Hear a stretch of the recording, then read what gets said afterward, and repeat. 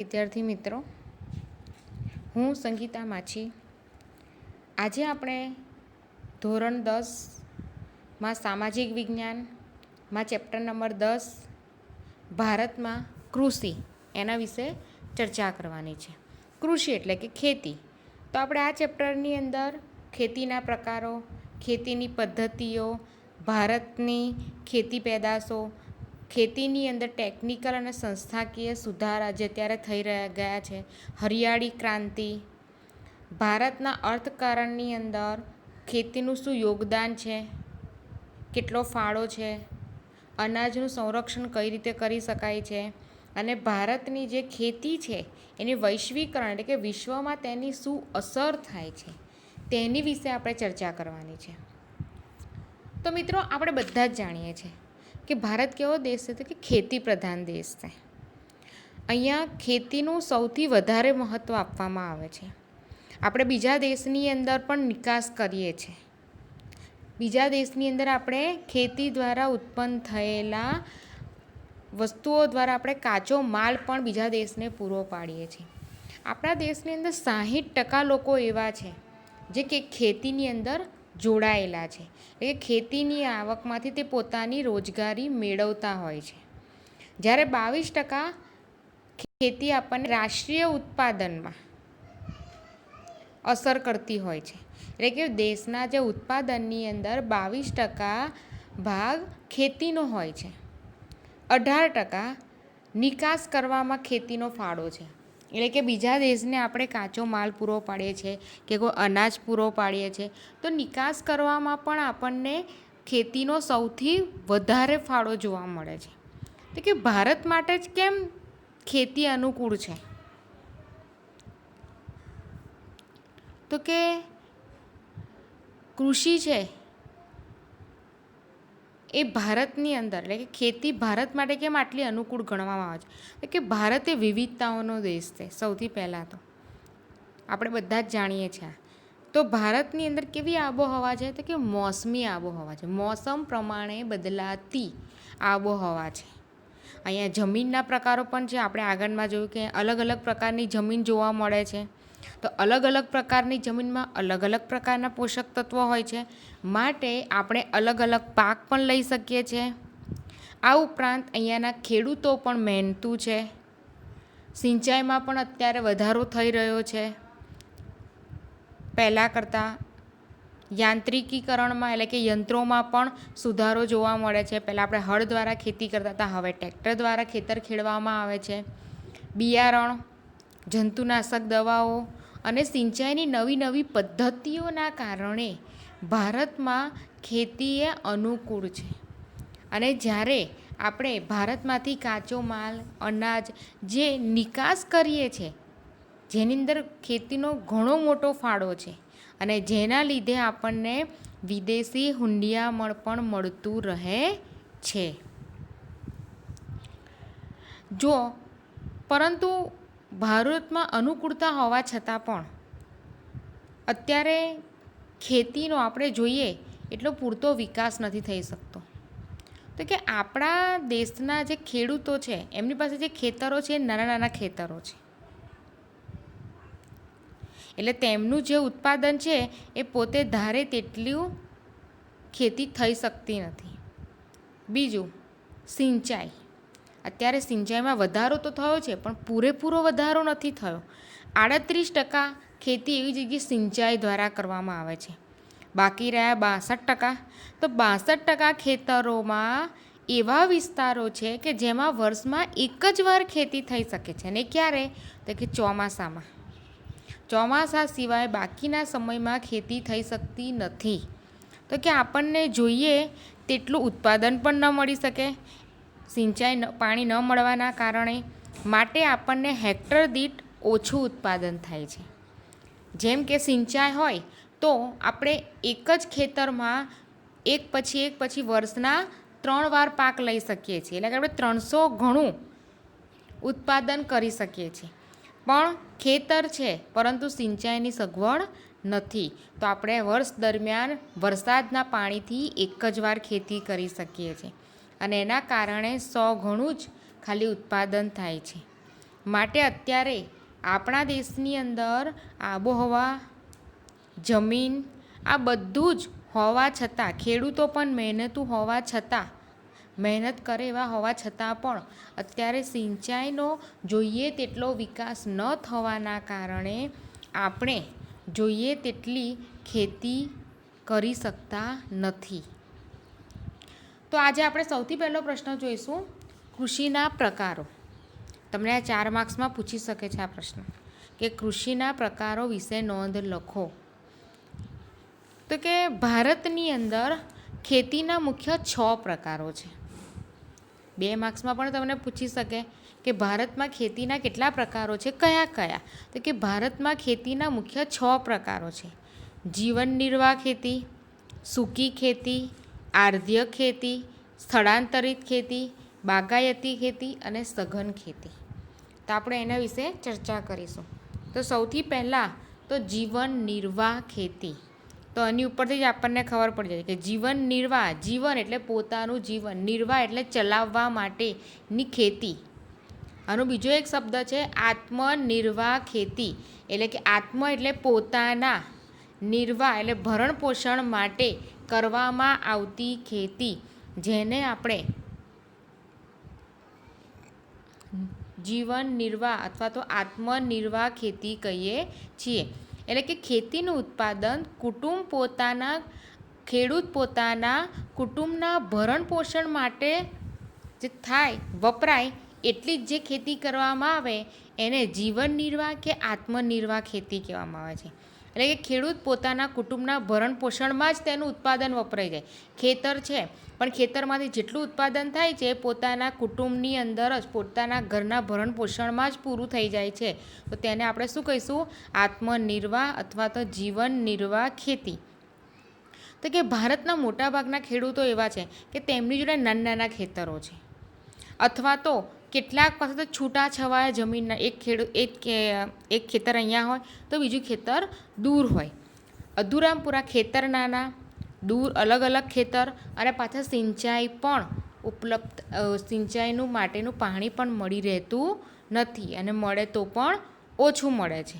તો કે આ ગરીબીના કારણે તેમને અત્યારના જે આધુનિક ઓજારો, એટલે કે અત્યારના જે સાધનો છે, મોંઘા બિયારણો છે, ખાતરો છે, જંતુનાશક દવાઓ છે, તે લાવવા માટેના એમની પાસે એ ખર્ચ મોંઘો પડે છે, પરવડતો નથી. એટલે કે તેમને તે મોંઘો પડે છે, કારણ કે જીવન નિર્વાહની ખેતીની અંદર ખેડૂત ગરીબ હોય છે, આવક પણ ઓછી હોય છે, વરસાદ ઉપર જ ખેતી કરવામાં આવે છે, અને તેમાંથી જે પાકે છે ખેતરમાંથી તે પોતાના કુટુંબ માટે જ વપરાઈ જાય છે. માટે તે યંત્રો, ઓજારો, બિયારણો, ખાતરો, જંતુનાશક દવાઓ તે લાવી શકતા નથી, અને અનાજનું ઉત્પાદન કુટુંબના ઉપયોગ જેટલું જ થાય છે. માટે ભારતીય ખેતી આજે પણ મોટાભાગના વિસ્તારોમાં જીવન નિર્વાહ પ્રવૃત્તિ જ ગણવામાં આવે છે. કારણ કે ઘણા બધા ખેડૂતો એવા છે કે તેમના ખેતરની આવકથી જ તેમના ઘરનું ભરણ પોષણ થઈ રહેતું હોય છે. એમની પાસે એટલા પૈસા પણ નથી હોતા કે બિયારણો, જંતુનાશક દવાઓ કે યંત્રો લાવી શકે. માટે તેને પોતાનું જીવન ચલાવી શકે એટલું જ ઉત્પાદન થતું હોવાથી તેને જીવન નિર્વાહ ખેતી કહેવામાં આવે છે. આગળ સૂકી ખેતી. સૂકી એટલે શુષ્ક, સૂકાયેલું, જ્યાં વરસાદ ઓછો પડતો હોય, જ્યાં સિંચાઈની સગવડો પણ ઓછી હોય, ખાલી વરસાદ ઉપર જ આધાર રાખીને ખેતી કરવામાં આવતી હોય, તેને સૂકી ખેતી કહેવામાં આવે છે. જ્યાં વરસાદ બી ઓછો પડે છે, સિંચાઈની સગવડો પણ નથી, અને વરસાદના આધારે જ ખેતી થાય છે, તો તેને સૂકી ખેતી કહેવામાં આવે છે. આ ખેતીનો આધાર જમીનમાં સચવાતા ભેજ ઉપર આધાર હોવાથી વર્ષમાં માત્ર એક જ પાક લઈ શકાય છે. એટલે કે ત્યાં વરસાદ જ્યારે પડે છે ત્યારે જ ખેતી કરવામાં આવે છે. એટલે આખા વર્ષ દરમિયાન જમીનની અંદર જે ભેજ સચવાઈ રહેલો હોય છે તેના આધારે જ ખેતી કરવામાં આવે છે. માટે આખા વર્ષ દરમિયાન એક જ પાક લેવામાં આવે છે. વરસાદનું પાણી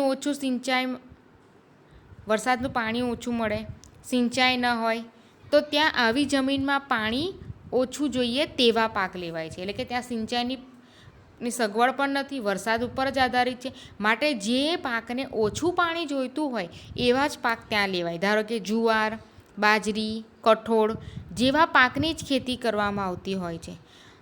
ગુજરાતમાં ભાલ પ્રદેશમાં ચોમાસું પૂરું થયા પછી એ ભેજવાળી જમીનમાં ખાલી ઘઉં અને ચણાનો જ પાક લેવાય છે. આપણે ભાલ પ્રદેશના ઘઉં કહીએ છીએ, ભાલિયા ઘઉં. તો કે ત્યાં ચોમાસું પૂરું થઈ જાય પછી એ ભેજવાળી જમીનમાં ખાલી ઘઉં અને ચણાનો જ પાક લેવામાં આવે છે. સૂકી ખેતી, જ્યાં વરસાદ ઓછો પડતો હોય, સિંચાઈની સગવડો ઓછી હોય, વરસાદ આધારિત જ ખેતી થતી હોય તેને સૂકી ખેતી કહીએ છીએ. તેની અંદર ભેજ હોય જમીનમાં એટલા જ પૂરતો ત્યાં પાક લઈ શકાય છે. એટલે કે વર્ષમાં એક જ વાર લેવામાં આવે છે. જે અનાજને ઓછા પાકની જરૂર પડતી હોય તેવો જ પાક ત્યાં ઉગાડાય છે. એટલે કે બાજરી, કઠોળ, જુવાર. ભાલ પ્રદેશની અંદર જે ભાલિયા ઘઉં જે આપણે કહીએ છીએ, એટલે ઘઉં ચોમાસું પૂરું થયા પછી ઘઉં અને ચણાની ખેતી કરવામાં આવે છે. આર્દ્ય ખેતી, આર્દ્ય એટલે કે ભીનું, આર્દ્ય એટલે ભીનું એટલે કે જ્યાં વરસાદ બહુ જ પડતો હોય, વરસાદ વધારે પડતો હોય, સિંચાઈની સગવડો પણ હોય, ત્યાં આર્દ્ય એટલે કે ભીની ખેતી કરવામાં આવે છે. ત્યાં કદાચ વરસાદ ન પણ પડે કે ઓછો પણ પડે ને તો પણ ત્યાં સિંચાઈ દ્વારા ખેતી થઈ શકે છે. માટે આખા વર્ષ દરમિયાન એક નહીં પણ એક કરતાં વધારે વખત પાક લઈ શકાય છે. અને આવી જગ્યાએ ડાંગર, શેરડી, કપાસ, ઘઉં, શાકભાજી વગેરેની ખેતી કરવામાં આવે છે. આર્દ્ય એટલે કે ભીનું, એટલે જ્યાં વરસાદ પણ વધારે પડે છે અને સિંચાઈની સગવડ પણ છે. અને કદાચ વરસાદ ન પણ પડે અથવા તો ઓછો પડે તો ત્યાં સિંચાઈ દ્વારા ખેતી થઈ શકે છે. માટે વર્ષમાં એકથી વધારે વાર પાક લઈ શકાય છે. અને એમાં ડાંગર, જેમાં પાણીની વધારે જરૂર પડતી હોય એવા પાક લેવાય છે. ડાંગર, શેરડી, કપાસ, ઘઉં, શાકભાજી વગેરેની ખેતી કરવામાં આવે છે. જો ઝૂમ ખેતી અથવા તો સ્થળાંતરિત ખેતી, જ્યાં ગીચ જંગલો હોય એ પ્રદેશમાં આ પ્રકારની ખેતી કરવામાં આવે છે. આપણે જોઈએ છે કે જ્યાં જંગલો હોય તો જંગલોને કાપી નાખવામાં આવે છે. તો એ જગ્યાએ સોસાયટીઓ કાં તો રેલવે છે, મકાનો છે, આ બધું બનાવી દેવામાં આવે છે. તો એના કારણે જે જંગલોનો વિસ્તાર છે ત્યાં જે ખેતીલાયક જમીન હતી તો આ બધામાં જતી રહે છે. માટે જે જંગલો છે, ગીચ જંગલો, એમાં આવી ખેતી કરવામાં આવે છે. જેમ કે ત્યાં વૃક્ષો કાપી નાખવામાં આવે, બધું બાળીને સાફ કરી દેવામાં આવે અને પછી 2-3 વર્ષ સુધી ત્યાં ખેતી કરવામાં આવે છે. જ્યાં સુધી તેની ફળદ્રુપતા જળવાઈ રહે ત્યાં સુધી. અને જેવી ફળદ્રુપતા ઘટી જાય જમીનની, એ જમીન છોડીને, એટલે કે એ વિસ્તાર છોડીને તે બીજી જગ્યાએ સ્થળાંતર કરીને ત્યાં એ જ પદ્ધતિથી ખેતી કરે છે. આ ખેતીની અંદર ઉત્પાદન બહુ ઓછું થાય છે. માટે તેને સ્થળાંતરિત ખેતી કહેવામાં આવે છે. કારણ કે એક જગ્યાએ વૃક્ષો કાપ્યા પછી તેને બાળી નાખવામાં આવે છે, બધું સાફ કરીને ત્યાં ખેતી કરવામાં આવે છે 2-3 વર્ષ સુધી, બહુ મિનિમમ 5 વર્ષ સુધી. અને જ્યારે તે ખેતીનું ઉત્પાદન ઓછું થઈ જાય છે ત્યાર પછી એ જગ્યા છોડી દે છે અને બીજી જગ્યાએ જતા રહે. એને સ્થળાંતરિત કહેવાય, એને સ્થળાંતર કર્યું કહેવાય. માટે તેને સ્થળાંતરિત ખેતી કહેવામાં આવે છે. બીજી જગ્યાએ આ જ રીતે ફરી ખેતી કરવામાં આવે છે, ત્યાં ઉત્પાદન ઘટી જાય પછી ત્રીજી જગ્યાએ જતા રહે છે સ્થળાંતરિત થઈને. માટે તેને સ્થળાંતરિત ખેતી કહેવામાં આવે છે. પરંતુ એની અંદર ઉત્પાદન ખૂબ ઓછું થતું હોય છે. જો આપણે બાજુના ફોટામાં જોઈ શકીએ છીએ કે જંગલોને કાપી નાખે છે, ગીચ જંગલોને, તેને બાળીને તે જગ્યાને સાફ કરીને ત્યાં ખેતી કરવામાં આવે છે.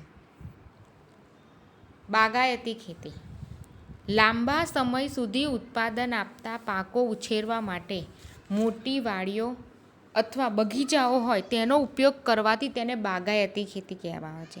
ટૂંકમાં બાગાયતી ખેતી એટલે શું? તો આપણે ત્યાં ગુલાબ છે, ગુલાબનો છોડ છે, તો આપણે ગુલાબને એકવાર તોડી દઈએ છીએ તો ફરીથી તે છોડ કરમાઈ જાય છે? ના, તેની ઉપર બીજો ફૂલ આવે છે. તો એને આપણે બાગાયતી ખેતી અથવા તો તેને બગીચાની અંદર તેની ખેતી કરી શકીએ છીએ. પણ ઘઉં છે તો ઘઉંને એકવાર કાપી દીધા પછી ફરી ઉગશે? તો કે ના, તે ઉગતો નથી. જ્યારે તમે આજે ગુલાબનો છોડ વાવ્યો તો તમને બીજા દિવસે ફૂલ મળતું થઈ જશે? ના. બાગાયતી ખેતીમાં તેને ઉછેરવામાં આવે છે, માવજત કરવામાં આવે છે અને ત્યાર પછી તેનું સતત આપણને ઉત્પાદન મળતું જ રહે છે. જેમ કે તમે આંબો રોપ્યો તો તમને તૈયારીમાં મહિનામાં કે 2 મહિનામાં કેરી પાકતી થઈ જશે, કેરી મળતી થઈ જશે? ના. આંબો નાનો હશે, તેની માવજત કરવામાં આવે છે, તેની સાચવણી કરવામાં આવે, ધીમે ધીમે મોટો થાય છે અને ત્યાર પછી તે દર ઉનાળામાં આપણને કેરી આપે છે અને સતત આપતો રહે છે. એટલે આની માટે એક વાક્ય લખી શકાય આપણે, એકવાર વાવવું અને ઘણીવાર લણવું. એટલે કે તમારે વાવવાનું છે કેટલી વાર? એક જ વાર. એ મોટું થાય ત્યાં સુધી એને સાચવવું પડે છે અને ત્યાર પછી તે તમને ઉત્પાદન આપ્યા જ કરે છે. માટે તેની માટે એક વાર લખાય કે એકવાર વાવવું, ઘણીવાર લણવું. કે આ જ્યારે પાક છે જે અહીંયા રોપવામાં આવે છે તેની અંદર આપણને શરૂઆતથી જ આવક મળતી નથી. શરૂઆતમાં ઘણો બધો ખર્ચો આવે છે, ઘણો બધો ખર્ચો કરવામાં આવે છે. બધી રીતે, ખાતર રીતે, સિંચાઈ રીતે, ટેકનિકલ રીતે, બધી જ રીતે તેનો ખર્ચો કરવામાં આવે છે. જો તેમાં પાકોનું સંવર્ધન ઘણી માવજત અને ચીવટપૂર્વક કરવામાં આવે છે.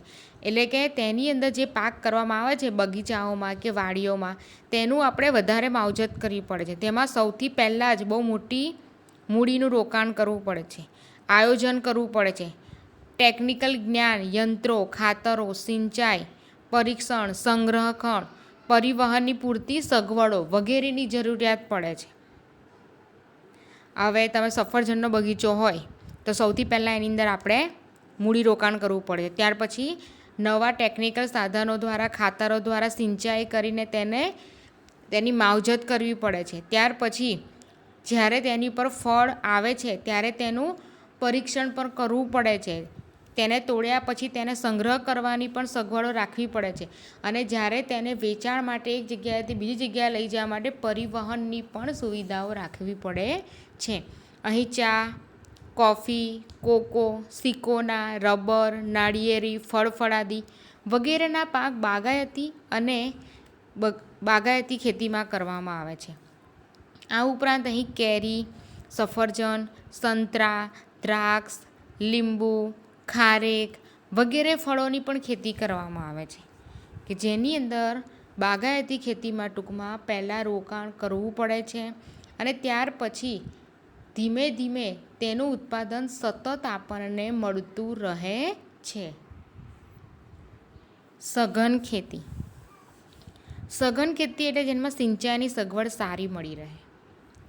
ત્યાંનો જે ખેડૂત છે એ વર્ષમાં એક કરતાં વધારે વખત પાક લઈ શકે અને સારું એવું ખેતીમાં ઉત્પાદન મળી રહેતું હોય, જેની અંદર ઊંચી જાતના બિયારણ, ખાતરો, જંતુનાશક દવાઓ, યંત્રો વગેરેનો ઉપયોગ કરવામાં આવે છે અને વધારે ને વધારે તેમાં ઉત્પાદન મળતું રહે તેને આપણે સઘન ખેતી કહીએ છીએ. જેમાં રોકડિયા પાકોનું વાવેતર કરવામાં આવે છે. હેક્ટર દીઠ ઉત્પાદનમાં ખૂબ વધારો થાય છે કારણ કે સારા બિયારણોનો ઉપયોગ કરવામાં આવે છે, જંતુનાશક દવાઓનો ઉપયોગ કરવામાં આવે છે, ખાતરોનો ઉપયોગ કરવામાં આવે છે, દવાઓનો છંટકાવ કરવામાં આવે છે, સિંચાઈ માટે પાણી મળી રહે છે. માટે તેમાં હેક્ટર દીઠ ઉત્પાદનમાં વધારો થાય છે. બીજું, સઘન ખેતી હેઠળનો જે વાવેતર છે વિસ્તાર એ સતત વધતો જ જાય છે. એનું આર્થિક વળતર એટલે કે તેના પૈસા વધારે, એનું વળતર વધારે મળતું હોય છે. માટે તેને વ્યાપારી ખેતી પણ આપણે કહીએ છીએ.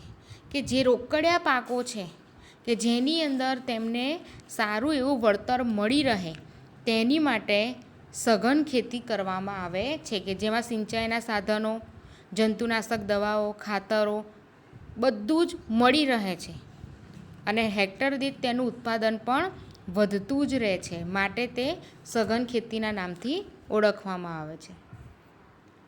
કૃષિ પદ્ધતિઓ વિશે માહિતી.